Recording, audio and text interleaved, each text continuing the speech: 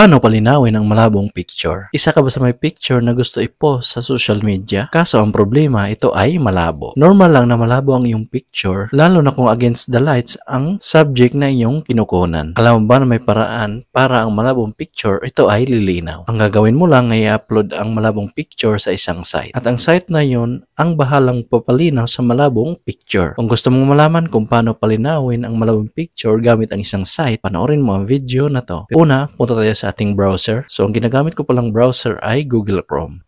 Then, pag nasa site na kayo, pinutin lang tong plus sign. Then, select lang kayo, pipiliin dito yung files. Ayan, so automatic, napupunta tayo sa gallery ng ating cellphone. So, pili lang kayo ng image na gusto nyo gawing malinaw. So, halimbawa, itong pinakaunang image, pipiliin ko lang. Then, ito, normal lang kung lalabas kasi ads to. Then, back ko lang. Ayan, then scroll up.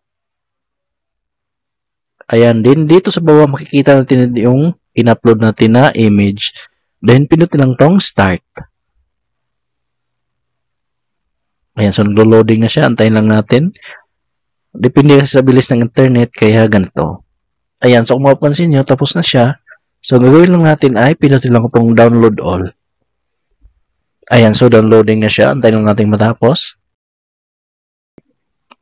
Ayan, so tapos na siyang ma-download. So titignan natin sa ating files. So, ito yung picture natin kanina nung hindi pa natin in-enhance. So, nung pagkatapos in-enhance ay naging ganito na siya. So, ganun lang kadali. Ang pangalan pala ng apps na to ay Image Upscaler. So, hanapin nyo lang sa Google, then sundan nyo lang yung tinuro ko kanina.